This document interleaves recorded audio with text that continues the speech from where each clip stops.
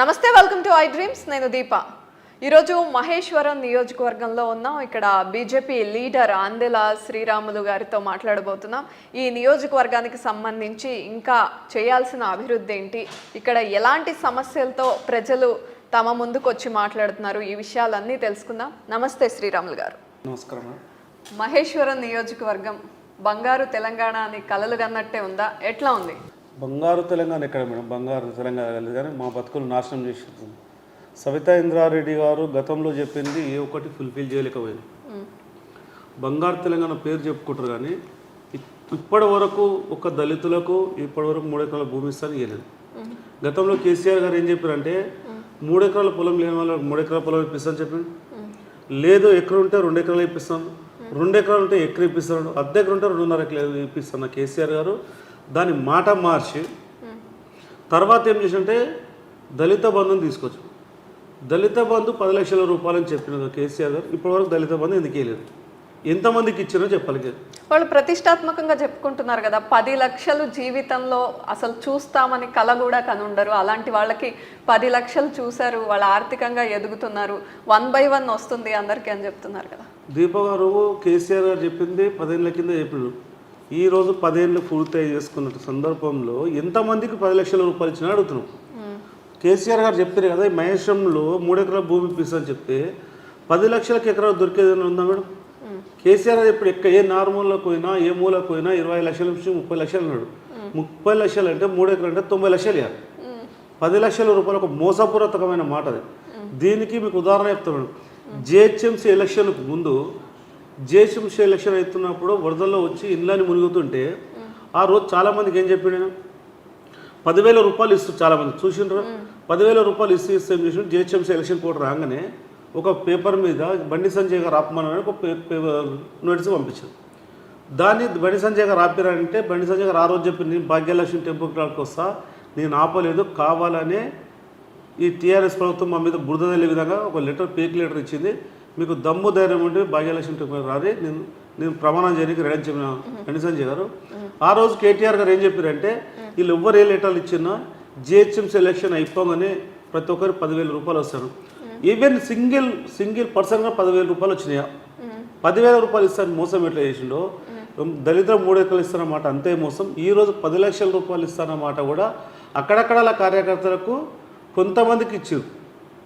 మహేష్ మొత్తంలో కొడితే కొంతమందికి ఇచ్చి అందులో కూడా మన కేసీఆర్ గారే చెప్పాడు ఏమని, ఇందులో మా ఎమ్మెల్యే పాటని 30% ఉందని. మరి ఎంతమంది 30% ఎంతమంది తీసేసిండు? దానికి వాళ్ళు చెప్తున్నారు కదా, ఇంత ధైర్యంగా ఏ ముఖ్యమంత్రి అవినీతి గురించి ఎవరైనా తీసుకుంటున్న లంచాల గురించి నేరుగా ప్రశ్నించలేదు. మేము ప్రశ్నించాము, ఏ ముఖ్యమంత్రి అటువంటి ధైర్యం చేయలేదు, అది కూడా గొప్పగానే చెప్పుకుంటున్నారు వాళ్ళు. అదేగా మేడం, కేసీఆర్ గారే చెప్పారు మా ఎమ్మెల్యే 30% తీసుకుంటారు. మరి ఎవరెవరు తీసుకున్నప్పుడు ఎంతమందికి ఎమ్మెల్యే టికెట్లు ఆపినో చెప్పాలి. మా వాళ్ళంతా 30% తీసుకుని దళిత బంధువులకి వెళ్ళి చెప్పిన కేసీఆర్ గారు. మరి వాళ్ళు ఎంతమంది తీసుకుని ఎంతమందికి ఆపినో చెప్పాలి. నిరుద్యోగ వృద్ధి అని చెప్పారు. నిరుద్యోగ వృద్ధి వచ్చింది కూడా వరకన్నా ఏకమైంది ఇవ్వాలి. మీ మేనిఫెస్టో నిరుద్యోగ వృద్ధి ఎక్కడ పోయింది? ఉద్యోగం రాకుండా 3,016 రూపాయలు ఇస్తామని చెప్పిన కేసీఆర్ గారు మాట కదా, ఎంతమందికి ఇచ్చారండి? ఎవరికైనా వచ్చింది నిరుద్యోగ వృద్ధి? కులభవన్లని కుల సంఘాలని విడదీసి పాలిస్తూ చేపలు పట్టుకోవాలి, గుర్రగాయాలనే విధంగా తీసుకొచ్చి ఇవాళ ఎవరికైనా మీరు ఎవరికైనా స్వేచ్ఛ ఉందా? బీసీ బంధు బంగారు తెలంగాణ ఎక్కడ న్యాయం జరిగింది చెప్పాలి మీరు. దీప గారు మీరు కూడా తిరుగుతారా మహేశ్వరం కాన్స్టిట్యూన్సీలో? ఎక్కడన్నా న్యాయం జరిగిందా? ఎక్కడన్నా ఏ వర్గ ప్రజలన్నా తృప్తితోడు అంతా అసంతృప్తులే కదా మేడం, ఒక్కరు కూడా తృప్తితో లేరు. మీరు ఇప్పుడు తిరుగుతున్నారు కదా కాన్స్టిట్యున్సీలో, ఎలాంటి బాధలతో ప్రజలు మీ దగ్గరికి వస్తారు అంటే ఏం చెప్తూ ఉంటారు? మేడం మాకు ఇప్పటి వరకు ఒక ఉద్యోగం రాలేదని బాధపడుతున్నారు. మీరు ఇంకోటి వినిచాడు మేడం, తుక్కుగూడలో ఫ్యాబ్ సిటీ ప్రతిష్టాత్మకంగా స్థానికులకే ఉద్యోగ కల్పన అన్నారు కదా, మరి దానివల్ల యూజ్ ఏం లేదా?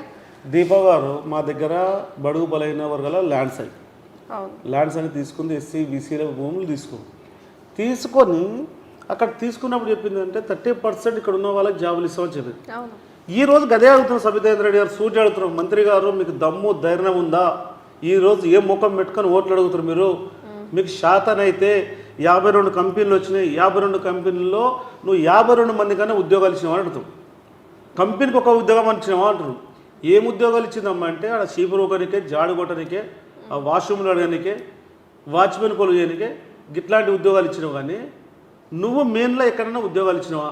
చెప్పే దమ్ముందా? ఆ కంపెనీలతో నీ లావాదేవీలు ఏంది? లావాదేవీలు లేకుంటే స్థానికులకు జాబులు వాళ్ళని కొట్లాడతారు కదా. మీరు 2018 కంటే ముందు కొట్లాడారు కదా, ఇక్కడ స్థానికులకు జాబులు కావాలని కొట్లాడిన సబితా ఇంద్రారెడ్డి గారు. మరి 2018 తర్వాత మీరు గెలిచిన తర్వాత ఎన్ని జాబులు ఇచ్చారో చెప్పే ధైర్యం దమ్ముందా అంటున్నాం. కాదు అడిగే రమ్మంటున్నాం. మీకు గిన్ని జాబులు ఇచ్చినా, ఇగో మీ ల్యాండ్కి ఇంత గుంజుకున్నాం, ఈ కంపెనీలకు ఇచ్చినాం, గిన్ని జాబులు వచ్చినాయని చెప్పే ధైర్యం ఉందా సబితా ఇంద్రారెడ్డి గారు అడుగుతున్నాం. లేదు. ఇంకోటి మా మంత్రి గారు ఇంకో ఘన చరిత్ర ఏం చెప్పిందంటే, మనకు డబుల్ బెడ్రూమ్ ఇల్లు కడుతున్నాం, మనందరికి డబుల్ బెడ్రూమ్ ఇల్లు వస్తాయని చెప్పారు. కేసీఆర్ కూడా ఒక కథ చెప్పిండు, అత్త వస్తే ఇక్కడ ఉంటుంది, అల్లుడు వస్తే ఉంటుంది అని ఒక కథ చెప్పిండు. పిట్ట కథ చెప్తుంటే నిజం కూడా అందరం నమ్మినాం. కానీ ఇలా స్థానికంగా మేము ల్యాండ్లు కోల్పోయి ల్యాండ్లు ఇచ్చి మేము చాలా రోజు అంది మాకు డబుల్ బెడ్రూమ్ ఇల్లు వస్తాయని ఒక హానా పెళ్ళినట్టు సినిమా కోట శ్రీనివాసరావు గారు చికెన్ కోడి కట్టి దాన్ని తిన్నట్టు ఇన్ని రోజులు ఇల్లు చెప్పి ఇవాళ ఎంతమందికి ఇచ్చిరండి డబుల్ బెడ్రూమ్ ఇల్లు? మాకు డబుల్ బెడ్రూమ్ ఇల్లు ఇవ్వలే. ఒక్క డబుల్ బెడ్రూమ్ ఇల్లు ఇవ్వకుండా ఇవాళ నువ్వు బయట తీసుకొచ్చి ఎంఐఎం ఎమ్మెల్యేలు ఉన్న దగ్గరికి వెళ్ళి తీసుకొచ్చి ఈడ నువ్వు అందరు నింపడం కారణం ఏంటండి? ఎంఐఎంలో ఉన్న వాళ్ళని తీసుకొచ్చి ఈడ నింపడం కారణం. ఇక్కడ మా ముస్లిం సోదరులు లేరా? ఇక్కడ మా దళితులు లేరా? ఇక్కడ మా బీసీలు లేరా? ఇక్కడ చాలా మంది ఇల్లు లేని. అయితే ఇక్కడ కేటాయించవలసిన డబుల్ బెడ్రూమ్ ఇల్లు ఎక్కడో ఎంఐ పార్టీకి సంబంధించిన వాళ్ళకి ఇస్తున్నారా, ఎంఐఎం వాళ్ళకే ఇస్తున్నారా అనేది మీ దగ్గర ఆధారాలు ఉన్నాయి? 100% మేడం చెప్పింది కదా, యాకత్పూర్కి ఎన్ని ఇచ్చిందో, చార్మినార్కి ఎన్ని ఇచ్చిందో, ఈ విధంగా చెప్తే బాదర్పూర్కి ఎన్ని ఇచ్చిందో అన్ని లిస్ట్ ఉంది కదా.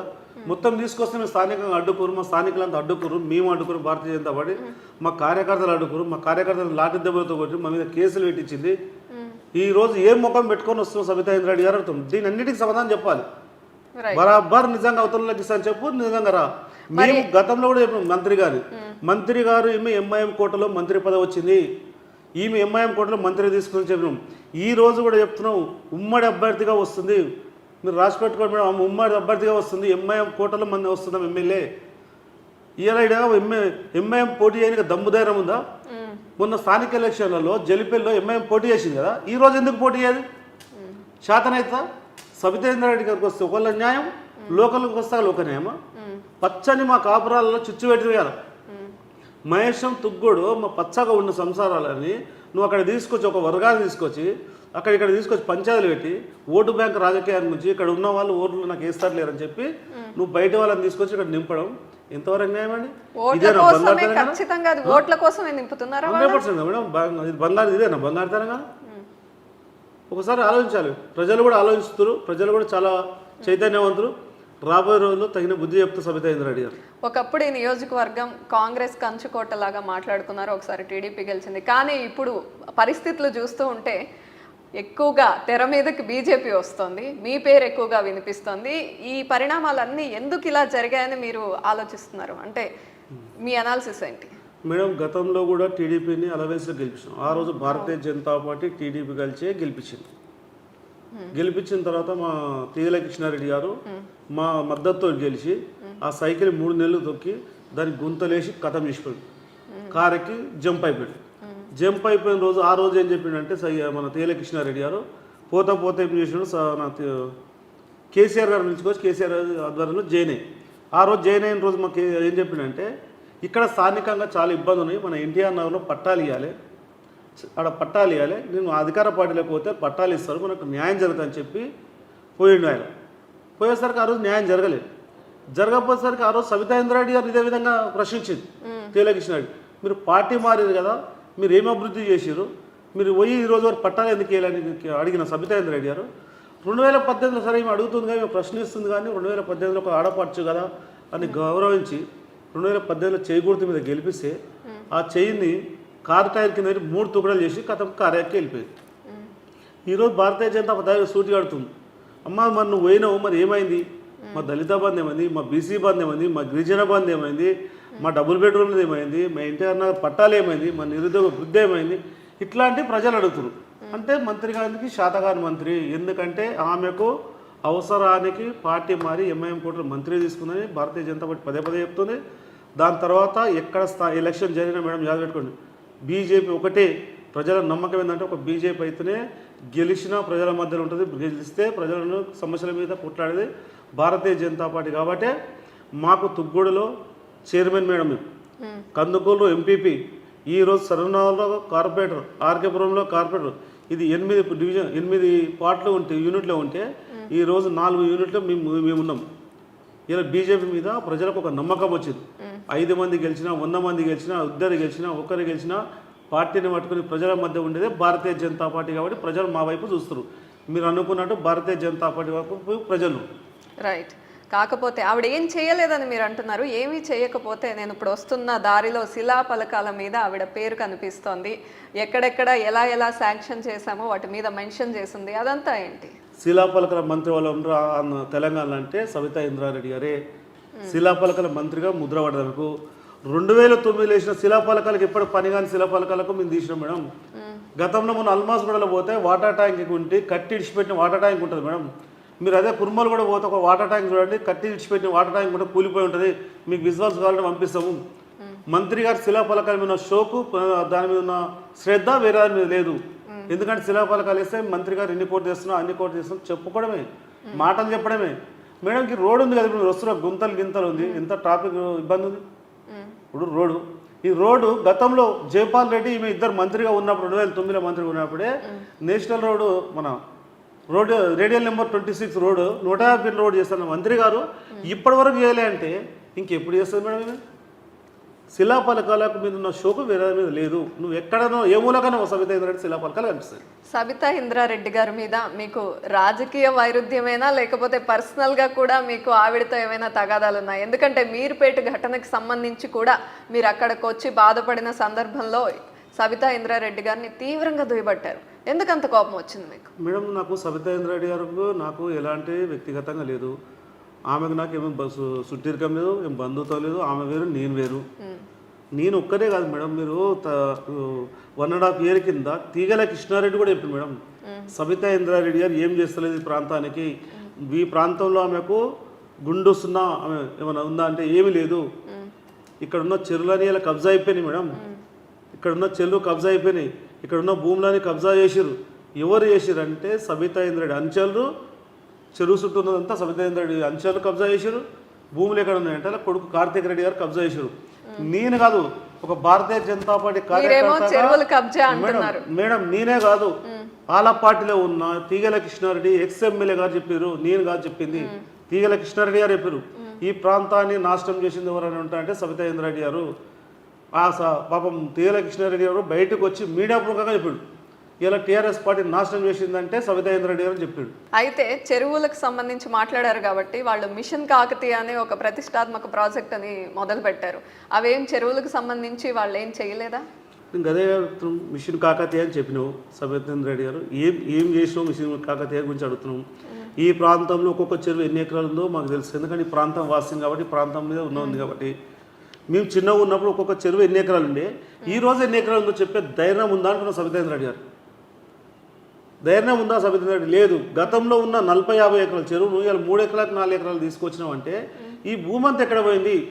ఈ భూమి యోని పాలైంది. నీ అంచెల్లో కబ్జా పెట్టరని చెప్తున్నాం. కాదంటే వాళ్ళు ఎవరో ఆ దొంగలు ఎవరో తీయొచ్చు కదా. లేకపోతే ఈ చెరువు ఇన్ని ఎకరాలు ఉండే, ఈ చెరువు మీద ఎంత డెవలప్ చేసినాము మేము, ఈ చెరువు మీద ఎంత సుందరీకరణ చేసినాము, ఇవన్నీ చెప్పమని శాతం అయితే మంత్రి గారికి చెప్పే ధైర్యం ఉందా అడుగుతున్నాం. గదే చెప్పమంటాం. ఇలా మా మీరుపేటలో చెరువు ఉండే సుందరీకరణ, ఆ చెరువు ఎన్ని ఎకరాలు ఉండే, ఎన్ని ఎకరాలకు వచ్చింది. మీరుపేటలో వచ్చాడు అడుగుమని అదే ఓట్లు. అదే బడంపేట కార్పొరేషన్లో మా చెరువులు ఎన్ని ఉండే, ఎంతకు వచ్చినాయి. అదే మొత్తం మహేశం కాన్ఫరెన్స్లో సబితా ఇంద్రారెడ్డి గారు, మీరు రాకముందు ఎన్ని భూములు మాకు దళితులకు, మాకు బీసీలకు, ఇలా భూములను ఓనిపాలైనవి, ఎవడు ఎత్తుకపోయాడు, ఎవడు కబ్జా చేసాడు చెప్పే ధైర్యం ఉంది మంత్రి గారికి. ఎన్ని గవర్నమెంట్ ల్యాండ్, ఎన్ని అసైన్ ల్యాండ్, ఎన్ని లవణ పట్టాలు వీళ్ళు ఎక్కడ పోయినాయండి అని ఎవరు తీసుకురండి అని? నీ పాత్ర లేదా? మీరు తీసుకోలేదా? మీరు తీసుకొని మీ కొడుకును ఇంకా తిప్పుకుంటా, మీ కొడుకుతో కబ్జా చేసుకుంటా, నీ అంచెలతో కబ్జా చేసుకుంటా, ఇలా ప్రజలు చాలా చైతన్యవంతులు మేడం. అందుకనే ఇలా మీకు అనిపించింది అదే. ఇలా భారతీయ జనతా పార్టీ పేరు వినిపిస్తుంది అంటే నువ్వు చేసే అరాచకాలకు, నువ్వు చేసే కబ్జాలకు, నువ్వు చేసే మోసపూరిత మాటలకు ఇలా ప్రజలు భారతీయ జనతా పార్టీ వైపు చూస్తుంది. అదే ఇంకొక విధంగా ఇంకొకరి మాట కూడా నేను మాట్లాడాల్సి వస్తుంది ఇక్కడ. ఎందుకంటే వీళ్ళు గొడవ ఒక రకంగా ఉంటుంది, ఫ్రెండ్షిప్ ఇంకో రకంగా ఉంటుంది. పక్కన నాయకులు, ఎమ్మెల్యేలు పోటీ పడుతూ గెలుస్తూ కొట్లాడుతూ ఉంటారు, కానీ అధిష్టానం మాత్రం ఇద్దరు ఫ్రెండ్షిప్ చేస్తూ ఉంటారు. రేపు అధికారం ఫామ్ చేయాలంటే బీజేపీ బీఆర్ఎస్కి ఖచ్చితంగా సపోర్ట్ చేస్తుంది, వీళ్ళిద్దరి ఫ్రెండ్షిప్ అంత స్ట్రాంగ్గా ఉంది అని కాంగ్రెస్ పార్టీ వాదిస్తోంది. ప్రజల నుండి కూడా ఈ మాట వినబడుతోంది. దీనికి ఏం క్లారిటీ ఇస్తారు? దీపా గారు, అది మీలాంటి వాళ్ళు, మీ మీడియాలో వంటి వాళ్ళు ఆ మాటలు. ఎందుకంటే గతంలో పోయి చూసుకుంటే కూడా ఇదే కేసీఆర్ గారు కాంగ్రెస్ కలిసి పోటీ చేసారు, కలిసి సంసారం చేశారు, కలిసి అధికారం పంచుకోరు. రాష్ట్రంలో అధికారం పంచుకోరు, మంత్రులు అయ్యారు. కేంద్రంలో కూడా ఇదే కేసీఆర్ గారు మంత్రి అయ్యారు.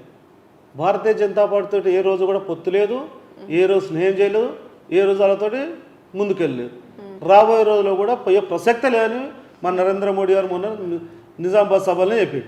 ఆఖరికి పార్టీ అధ్యక్షుల మార్పు కూడా కేసీఆర్ గారి ఆలోచన మేరకే చేశారు అనేది ఒక పెద్ద రూమర్ని తీసుకొచ్చి వినిపిస్తున్నారు.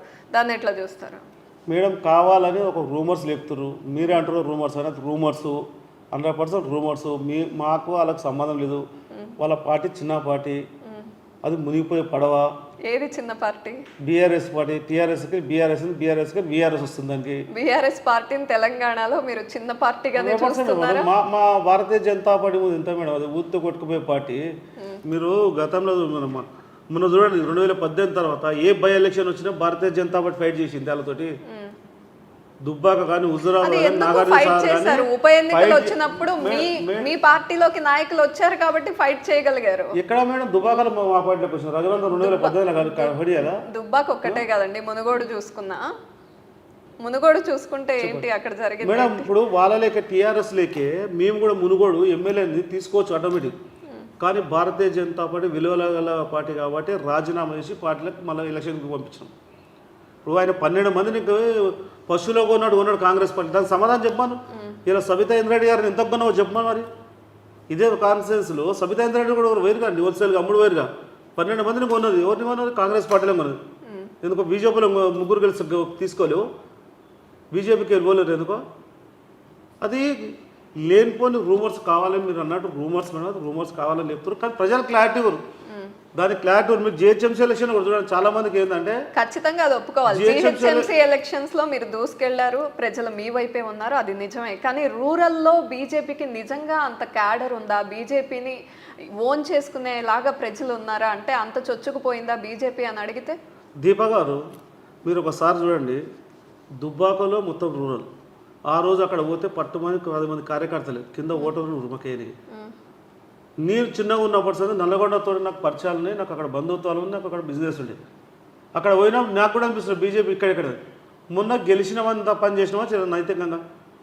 మునుగోడులు రూరల్ ఉంది మేడం. మీరు కావాలని మీరు మీడియా వ్యక్తి బలమా లేకపోతే పార్టీ బలమా అని నేను సూటిగా అడుగుతున్నానండి. అక్కడ రాజగోపాల్ రెడ్డి గారి బలమా లేకపోతే బీజేపీ బలమా? మేడం ఒక్కటి యాద పెట్టుకో, ఏదైనా నిజం మాట్లాడు. వ్యక్తుల మీద కొంత బలం ఉంటుంది, పార్టీ బలం పెద్దది. అందుకని మునుగోడుని మనం ఎగ్జాంపుల్ గా తీసుకోకూడదండి. అదే చెప్తారు మేడం.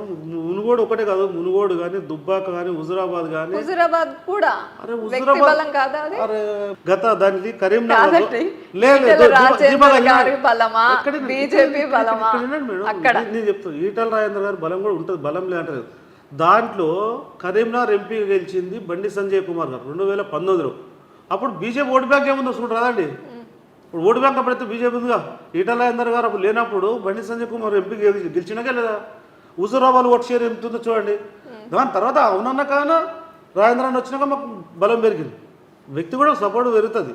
పార్టీ బలం మెయిన్ మేడం, పార్టీ బలమే ఫస్ట్. రూరల్లో కూడా మీరు స్ట్రాంగ్ గా ఉన్నారని మీరు నమ్ముతున్నారు.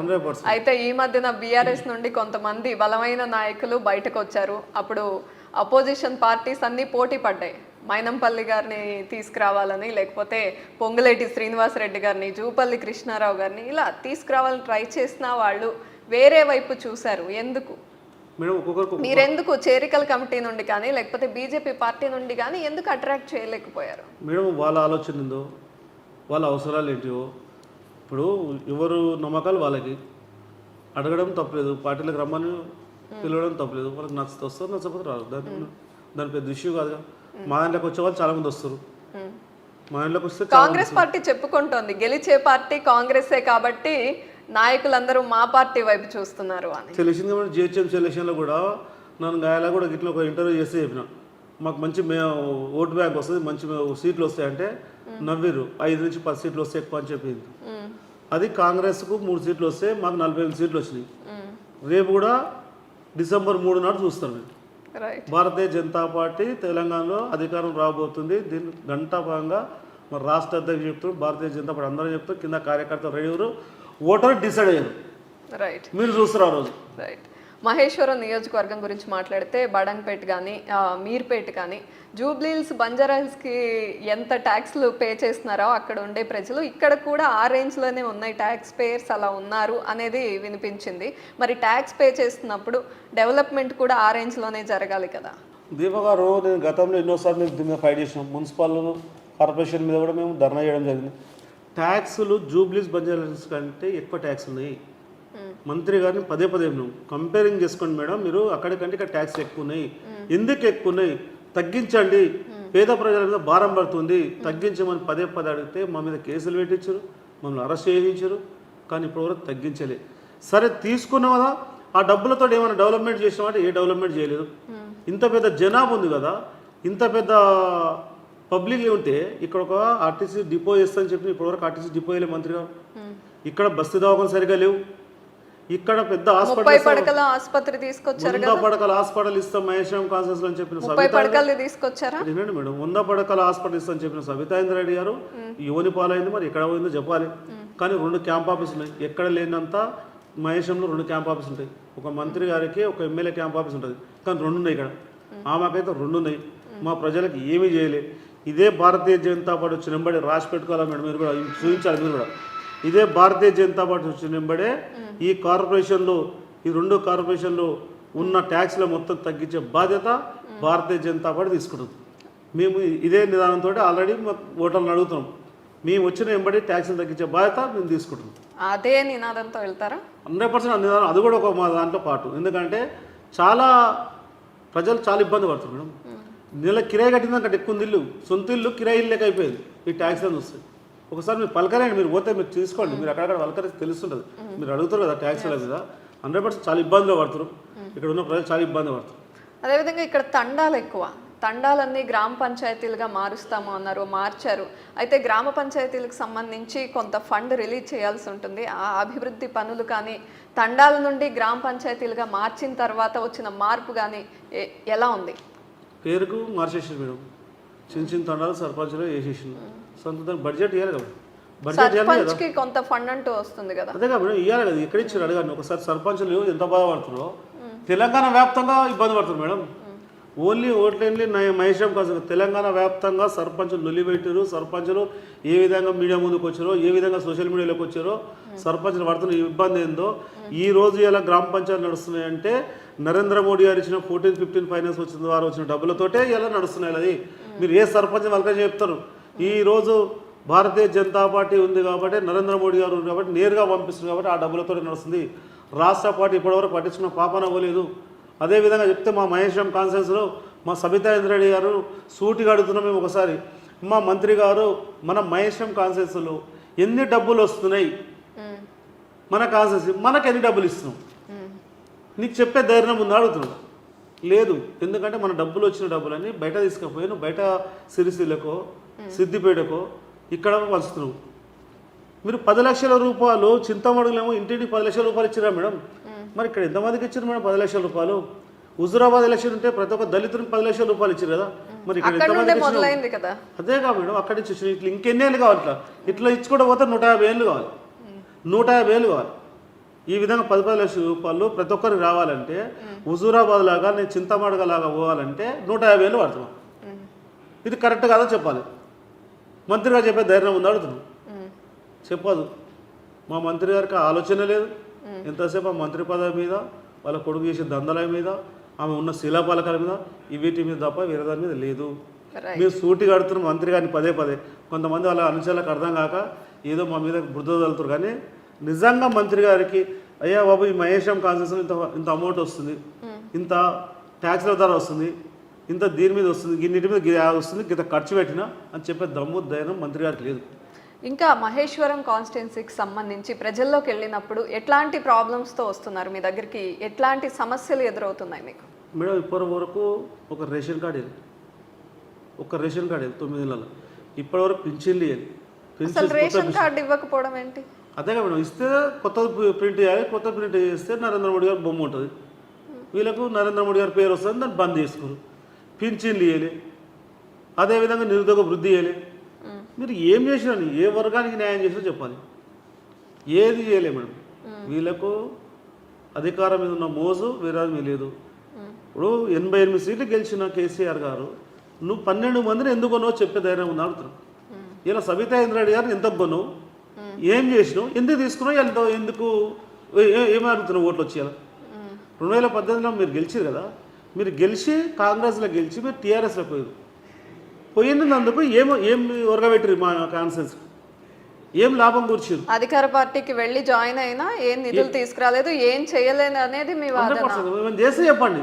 నిజంగా పక్కనున్న ఎమ్మెల్యేల కంటే నేను ఇది ఎక్కువ తెచ్చినా, పక్కనున్న మంత్రి కంటే నేను హరీష్ రావు కంటే ఎక్కువ తెచ్చినా, లేకుంటే కేటీఆర్ కంటే ఎక్కువ తెచ్చినా, లేకుంటే వీళ్ళు గెలిచిన వాళ్ళ దానికంటే నేను పోయి పార్టీ మారి నేను ఎక్కువ చెప్పాలి కదా. ఇప్పుడు మనం ఒక దాంట్లో పోతున్నాం కంటే మన లాభం అని ఉండాలి కదా. ఏం లాభం ఉందంటే సొంత లాభం.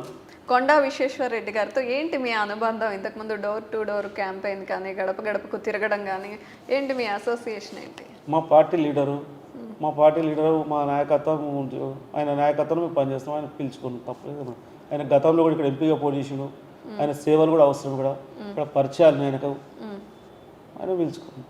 అయితే ఇంతకుముందు మాట్లాడినప్పుడు ఒకవైపు కుస్తీ ఇంకొక వైపు దోస్తీ అని మాట్లాడిన సందర్భంలో మీరు ఒక ఎక్స్ప్లెనేషన్ ఇచ్చారు. కానీ కవిత గారి లిక్కర్ స్కామ్ని ముందుకు తీసుకొస్తోంది కాంగ్రెస్ పార్టీ కానీ మిగతా పార్టీలు కానీ, అందుకనే అది ముందడుగు పడట్లేదు. వీళ్ళిద్దరూ మ్యాచ్ ఫిక్సింగ్ చేసుకున్నారు కాబట్టి కవిత గారి లిక్కర్ కేసు వ్యవహారంలో ఒక కొలిక్కి తీసుకురావడం అనేది జరగట్లేదు అని.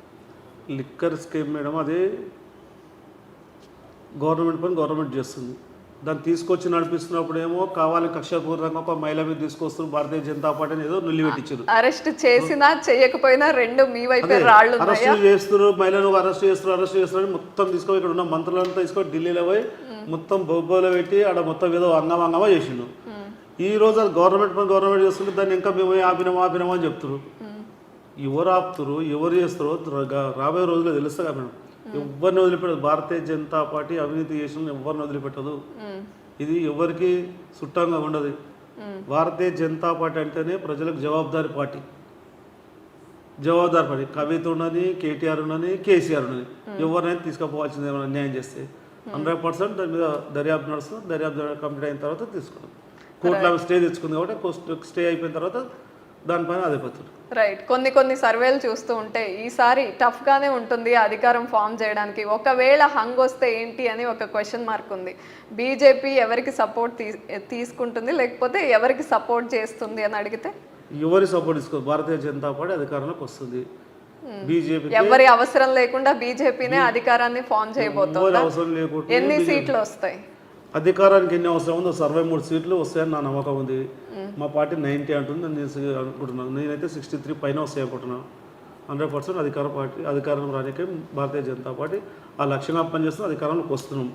మీరు చూడండి, ఎందుకంటే ఊహాకందనంత స్పీడ్ ఉంది. కింద నువ్వు ఏ జనాలను అడిగినా ఒక డిసైడ్ అయ్యారు, అరే ఓన్లీ భారతీయ జనతా పార్టీ అయితేనే మనం న్యాయం చేయగలుగుతుంది, ఇది డబుల్ ఇంజిన్ సర్కార్ అయితేనే న్యాయం చేయగలుగుతుంది, నరేంద్ర మోడీ గారి నాయకత్వంలో అయితేనే న్యాయం జరుగుతుందని ప్రజలు రెడీరు. దీన్ని కొన్ని మీడియాలను కొన్ని పేపర్లను కావాలని ఈరోజు జాకి పెట్టి ఆ కాంగ్రెస్ పార్టీ లేపుతారు, అది పడిపోయిన పార్టీని దాన్ని లేపుతారు, పంపు కొడతారు, లేవు అని దాన్ని హైప్ చేస్తారు. ప్రజలు క్లియర్ డిసైడ్ అయ్యారు. ప్రజలు డిసైడ్ అయ్యిందని మనం మీరు చూస్తారు. డిసెంబర్ 3 నాడు రాష్ట్రపతికి అధికారంలో రానికి Bharatiya Janata party ready. Right. అదేవిధంగా గల్లీలో బెల్ట్ షాపులు ఇదేనా బంగారు తెలంగాణ అని ఒక సమయంలో మీరు ఆవేదన వ్యక్తం చేసి ఆక్రోషంగా మాట్లాడారు కేసీఆర్ గారి మీద. ఎందుకు అంత కోపం వచ్చింది? దీపా గారు, మనము గతంలో మహిళా లోకం లేచి బెల్ట్ షాపులు వాళ్ళగొట్టి గతంలో రోడ్లు ఎక్కి ధర్నా చేసినాం. అప్పుడు ఈ తెలంగాణ వచ్చిన తర్వాత మన బెల్ట్ షాపులు ఎన్ని షాపులు పెంచిందో ఒకసారి కేసీఆర్ గారిని అడుగుతున్నాం. మేడం కనుక మీకు విచిత్రం ఏం తెలుసా, ఈ బెల్ట్ షాపులే కాకుండా అక్కడక్కడ డ్రగ్స్ దొరుకుతుంది మేడం. ఏ గల్లీకి పోయినా, ఏ దగ్గరికి పోయినా, ఎక్కడ కిరాణా స్టోర్ల దగ్గర పక్కన పోతే డ్రగ్స్ దొరుకుతుంది మేడం. మంత్రి గారి మీద అందుకని మా కోపం. మరి ఎవరిని ఉపేక్షించాం మేము, ఎవరినైనా ఒకే విధంగా ట్రీట్ చేస్తామని సెలబ్రిటీలు అందరినీ తీసుకొచ్చి విచారణ పేరుతో విచారణ జరిపించిన పరిస్థితి కూడా చూసాను. ఎక్కడ 4 రోజులు హైప్ చేస్తారు, 4 రోజుల తర్వాత దాని పొజిషన్ డైవర్ట్ చేయడానికే అప్పుడప్పుడు లేపుతుంటారు. ఆ సెలబ్రిటీని అంతా లేపి మీడియా మొత్తం అటువైపు ఫోకస్ చేస్తారు, ఇటువైపు ఇటువైపు రానియాడు కేసీఆర్ గారు. సబితా ఇంద్రారెడ్డి గారు గతంలో ఒక మహిళా ఉన్నవ తల్లి, ఒక మంత్రిగా చేసినావు, గతంలో కూడా మంత్రి చేసినావు, ఇప్పుడు కూడా మంత్రి చేసినావు. నువ్వు 2009కు రాకముందు ఎన్ని బెల్ట్ షాపులు ఉండే? 2018లో మళ్ళీ మంత్రి అయినా ముచ్చి ఇప్పటివరకు ఎన్ని బెల్ట్ షాపులు ఉన్నాయి? ఎన్ని ఏమైనా తగ్గగలిగినావా? ఎప్పుడైనా బెల్ట్ షాపులు మాట్లాడినావా? ఒక మహిళా మంత్రి ఉన్నావు కదా, అరే మహిళలకు అన్యాయం జరుగుతుందా? అరే పుస్తకాలు దిగుతున్నాయి, తాగి రోడ్ల మీద యాక్సిడెంట్ అవుతున్నారు, ఆ డబ్బులు నానా పొద్దుందా కష్టం చేసి గుంజుకోపోతున్నారు. వాళ్ళ కష్టాజీవినంతా నువ్వు బెల్ట్ షాప్ల రూపంలో తీసుకుపోతున్నావు. వాళ్ళ చెమటాని మొత్తము చెమట రూపం అంతా నెత్తో తీసుకొని పోతున్నావు. మంత్రి కానీ పదే అడిగినావు, ఒక్కసారైనా ఒక్క బెల్ట్ షాప్ మీద ఆపినావు మేడం? ఎప్పుడైనా మీరు అడిగిరా బెల్ట్ షాప్లోకి వచ్చి, అరే వద్దు బెల్ట్ షాపులు ఆపండి, బెల్ట్ షాప్ పెట్టొద్దు, ఈ ప్రాంతంలో బెల్ట్ షాపులు పెడితే మహిళలకు కానీ జెంట్స్ కానీ ఒకరికి చెప్పాలి, అరే ఈ ప్రాంతంలో బెల్ట్ షాపులు పెడతారు. విచ్చలవిడి బెల్ట్ షాపులు పెడిసి, విచ్చలవిడి బాల్ ఇస్తుంది, విచ్చలవిడిగా ఇప్పుడు డ్రగ్స్ దొరుకుతుంది, గంజాయి దొరుకుతుంది. మంత్రి గారికి కనిపిస్తుందా? నీ ఇంటెలిజెన్స్ ఏం చేస్తుంది, మీ వ్యవస్థ ఏం చేస్తుంది? మంత్రి గారి కంటికి అవి కనిపించట్లేదా? రైట్. అదేవిధంగా ఇలాంటి మాటలతోనే సీఎం గ్రాంట్స్ అన్నే చెప్తే ఉపాధ్యాయులు సరిగ్గా లేరు, స్కూల్స్లో ఫెసిలిటీస్ సరిగ్గా లేవు అని చెప్పిన సందర్భంలో మీరు ఆ విషయాన్ని కూడా గట్టిగానే వినిపించారు. మేడం స్కూల్స్ సరిగ్గా లేవు అనే విషయాన్ని గతంలో మీరు సరుణాలు మొన్న 700 మంది పిల్లలకు 2 టాయిలెట్స్ ఉంటే ఎంత ఇబ్బంది అయిందో మనం అంతా మీడియా లోకం కూడా కూర్చుంది, మీడియా కూడా ఉంది, మీరు అందరూ వచ్చారు, నేను కూడా వచ్చిన, దాన్ని హైకోర్టులో కూడా చేసాం. మంత్రి గారికి ఏ స్కూల్కి పోయినా ఎక్కడ టీచర్లు లేరు, ఎక్కడ టీచర్లు సరిగా ఉండరు, ఇక్కడ పిల్లలకు స్కూళ్ళు సరిగా లేక స్కూళ్ళకు ఇబ్బంది పడుతుందంటే మంత్రి గారిని అడిగితే కూడా మంత్రి గారు పడుచుకోలేదు. ఎంతమంది పిల్లలు ప్రాణాలు కూడా కొట్టుకున్నాం. నిన్నాక మన ప్రవళిక కూడా ఆత్మహత్య చేసుకుందాం మేడం. 2018 తర్వాత మా మంత్రి గారు వచ్చిన తర్వాత విద్యాశాఖ మంత్రి వచ్చిన ఎంతమంది పిల్లలు ప్రాణాలు పోయినాయి మేడం? మా మంత్రి గారికి ఇంకొక పేరు ఉన్నాం, ఏ శాఖలో చేసినా ప్రాణాలు చాలామంది పోతున్నాయి, రాసి పెట్టుకోరు. ఎందుకంటే విద్యాశాఖ మంత్రి ఉండి ఇప్పుడు ఎంతమంది ప్రాణాలు పోయినాయి ఒకసారి ఆలోచించండి. గతంలో మంత్రి హోంమంత్రిగా ఉండి 1200 మంది తెలంగాణ గురించి కొట్లాడుతున్న రోజుల్లో సబితా ఇంద్రారెడ్డి గారిని అమ్మ తల్లి నువ్వు బయటకు వచ్చి జై తెలంగాణ అంటే అన్నాను. మంత్రి గారు ఎవరంటే ఈమెనే. ఆ రోజు హోంమంత్రి ఉండి పిల్లలకు చాలామంది ప్రాణాలు పోయింది, 1200 మంది ప్రాణాలు పోయినాయి కదా మేడం. ఇదే కేసీఆర్ గారు కేటీఆర్ గారు చెప్తారు ఇప్పుడు కూడా, మా 12 మంది ప్రాణాలు పోయినాక వచ్చిన తెలంగాణ అంటే ఆ రోజు ఉన్నదోరండి ఇదే సబితా ఇంద్రారెడ్డి కదా, హోంమంత్రి కదా. మరి ఆ రోజు ఎందుకు చెప్పాలి మంత్రి గారు? అంతకంటే ముందు గనుల శాఖ మంత్రి ఉండి ఆ తర్వాత శ్రీలక్ష్మి కానీ ఐఏఎస్ ఐపీఎస్లు ఎంతమంది చేర్పాలేరండి? మంత్రి గారికి ఏ శాఖలో చేసినా ఏ పని చేసినా ఆమెకి ఇట్లాంటి మొత్తం పేరు ఉంది, అది ప్రజలకు కూడా క్లియర్గా తెలుసు. ఆమెకు రాబోయే రోజుల్లో ఆమెను ఇంటికి పంపేయడం గ్యారంటీగా. తెలంగాణ అన్ని స్టేట్స్కి ఒక మోడల్ లాగా అభివృద్ధి చెందింది, మేము తెలంగాణ మోడల్ని దేశానికి పరిచయం చేశామని కేటీఆర్ గారు ఒక సందర్భంలో మాట్లాడుతూ, అదేవిధంగా బురద చల్లుతున్నారు బీజేపీ వాళ్ళు, వాళ్ళ కళ్ళు కనిపించట్లేదా, చెవులు వినిపించట్లేదా, మేము చేసే అభివృద్ధి పక్క స్టేట్స్ వాళ్ళకు కూడా కనిపిస్తుంటే వీళ్ళకి ఎందుకు కనిపించట్లేదు? ఈడ ఏం చేసారు మేడం? ఈడ చేసారు మేడం, బాళ్ళు తెలిసి వైన్స్ తెలిసి టెండర్ ఏమో డిసెంబర్లో ఉంటే 3 నెలల ముందు టెండర్ వేసి డబ్బులు లేక ఇది మీరు చేసిన డెవలప్మెంట్. ధనిక రాష్ట్రం ఉంటే ఇలా 5 లక్షల అప్పుల రాష్ట్రం చేసినాం, ప్రతి మనిషి మీద 1,50,000 అప్పు చేసుకొచ్చినాం. దానికి వాళ్ళు ఏమంటున్నారు, విభజన హామీలు సరిగ్గా అమలు చేయలేదు కేంద్ర ప్రభుత్వం, మాకు సరిగ్గా నిధులు కేటాయించలేదు కాబట్టే కొన్ని ఇలాంటి అప్పులు చేయాల్సి వచ్చింది అని వాళ్ళు చెప్తున్నారు. దీప గారు ఇది ఒక కావాలని మాటలు నువ్వు విభజన హామీల్లో నెరవేర్చలేదు కదా, నెరవేర్చినప్పుడు పోయి అడగాల్సిన బాధ్యత నీదా కాదా? నువ్వు ముఖ్యమంత్రి ఉన్నప్పుడు అడగాలా అడగదా? అప్పుడు టర్మ్స్ బాగున్నట్టున్నాయి బీజేపీకి అండ్ టీఆర్ఎస్ కి, ఇప్పుడు టర్మ్స్ బాగోలేదు కాబట్టి మీరు అప్పుడే అడగాల్సింది. టర్మ్స్ నీది నాది కాదు, నీ ఇంటి సంవత్సరం నా ఇంటి సంవత్సరం కాదు, ఇది ప్రజల సొత్తు, ప్రజలకు జవాబుదారి ముఖ్యమంత్రి, ప్రజలకు జవాబుదారి ప్రధానమంత్రి కదా, నువ్వు పోయి అడగాల్సిన బాధ్యత నీది.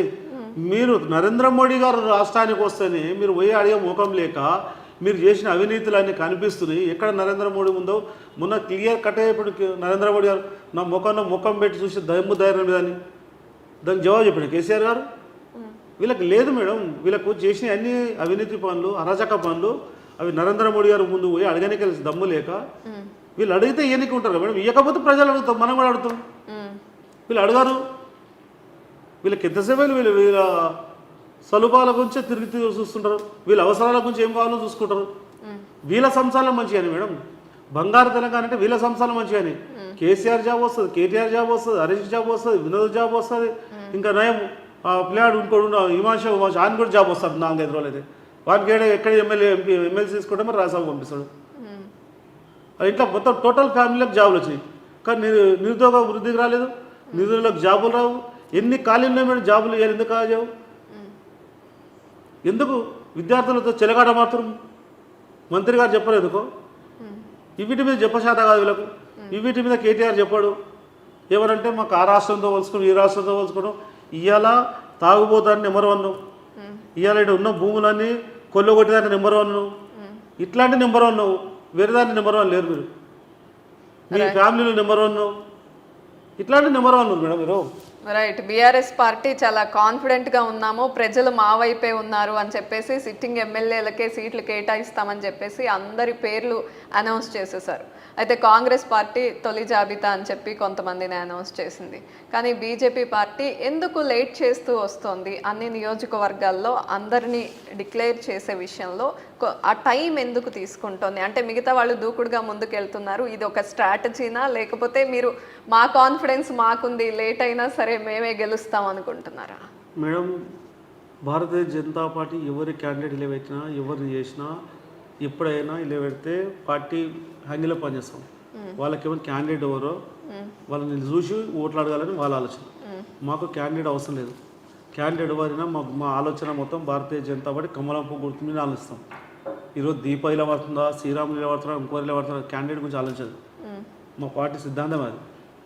వ్యక్తుల బలాన్ని నమ్ముకోదు, పార్టీ బలాన్ని నమ్ముకుంటుంది. పార్టీ ఫస్ట్ మాకు. పార్టీ ఇలా మేము పని చేసుకుంటూ పోతున్నాం. పని చేసుకుంటూ పోతే లాస్ట్ డే నీకు అయితే ఎవరికో ఒకరికి వస్తుంది కదా. దానికి ఏదో నాకు వస్తే పని చేస్తాను, నీకు వస్తే పని చేస్తా అన్నట్టు ఉండదు మేడం పార్టీలో. కాంగ్రెస్లో ముందు, టీఆర్ఎస్లో 2 నెలల ముందే. ఎందుకు 2 నెలల ముందు చేసినావు? 6 నెలల ముందు చేస్తాను చెప్పిన కేసీఆర్ ఎందుకు చేయలేదు? 2 నెలల ముందు ఎందుకు చేసినావు? మళ్ళీ ఉన్న ఎమ్మెల్యేలకి ఎందుకంటే జంప్ అవుతారేమో, రాను అంతే జంప్ అవుతారు కదా, వాళ్ళకు భయం. మాకు అట్లుండదు. నువ్వు ఏ కార్యకర్తకి ఇచ్చినా, ఏ లీడర్కి ఇచ్చినా మేము చూసేది కమలం పువ్వు గుర్తు వైపు.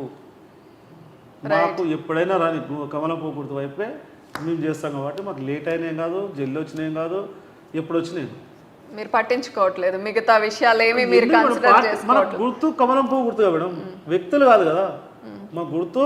మీదొక నినాదం కూడా ఉంది కదా, నేషన్ ఫస్ట్, పార్టీ నెక్స్ట్. మా ఆలోచన కదా మేడం. Okay, right. మీకు తెలియంది కాదు, ఎన్నికలు చాలా కాస్ట్లీ అయిపోయాయి ఈ మధ్య. ఇంకా మునుగోడు చూసిన తర్వాత హుజూరాబాద్ చూశాక కాస్ట్లీ అనేదానికన్నా ఇంకా నెక్స్ట్ పదం ఏదన్నా ఉంటే అది వాడాలి. ఎందుకంటే ధనం ఏర్లై పారింది, రకరకాలుగా అక్కడ విపరీతంగా ఖర్చు పెట్టారు. ఇలాంటి పరిస్థితుల్లో, అంటే అసలు ఇట్లాంటి పరిస్థితులు వస్తాయని మీరు అనుకున్నారా? ఎప్పటి నుండో రాజకీయాల్లో ఉన్నారు కదా. వస్తాయి అనుకోలేదు మేడం. తెలంగాణ వస్తే ఇంకా వేరే విధంగా ఉంటుంది అనుకున్నాం. కానీ కేసీఆర్ వచ్చినాక దాన్ని ఇంకా ముందు తీసుకెళ్తాం. ఎందుకంటే ధనంతో కొట్టాలి, డబ్బులు ఉన్నాయి కాబట్టి డబ్బులతో కొట్టాలని కేసీఆర్ అనుకుంటారు. దానికి ప్రజలు ఏ విధంగా బుద్ధి చెప్పినా హుజూరాబాద్లో అయిపోయారు.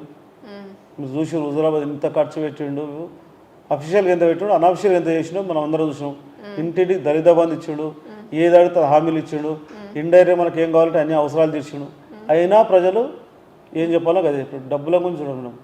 డబ్బుల గురించి చూడకుండానే మునుగోడులో అలాంటి తీర్పు ఇచ్చారా? అదే మేడం, మునుగోడులో మేము గెలిచినా మేడం. ఆడ ఉన్న ఎమ్మెల్యేలని 105 మంది ఎమ్మెల్యేని తీసుకుపోయి పెట్టి, నువ్వు ఎంపీలను తీసుకుపోయి పెట్టి, ప్రతి అధికారులను పెట్టుకొని ఎలక్షన్ 2 రోజులు ఉండగా మమ్మల్ని అందరం పంపించి మీరు అక్కడ అందరూ ఉండి డబ్బులు ఇచ్చి మేము గెలిచినట్టే మేడం. అది నైతికంగా మేమే కదా, నైతికంగా గెలిచింది మేమే. దానికి మీరు ఏ విధంగా చూస్తున్నారు? గతంలో మేము చూస్తే నన్ను అదే చెప్పిన వెళ్ళాక మేము నల్గొండలో, ఖమ్మంలో చూస్తే భారతీయ జనతా పార్టీ ఎక్కడుందని మీలాంటి వాళ్ళు అడిగిన వాళ్ళు మొన్న నల్గొండలో మా విశ్వరూపం ఏందో చూపించినాం. డబ్బులతో కొట్లాడడం ఎప్పుడైనా, డబ్బులు ఉంటుంటే పోతుంటే డబ్బులతో కొట్లాడి ఎన్ని రోజులు కొట్లాడుతుంది మేడం. ఏదో ఒకరోజు ఆగాల్సిందే కదా, అది ఎక్కడ దాకా పోతుంది. ఇప్పుడు మీరే అన్నది దానికి ఇంకో పేరు పెట్టాల్సి వస్తామని, ఏదో ఒకరోజు స్టాప్ కావాల్సిందే కదా.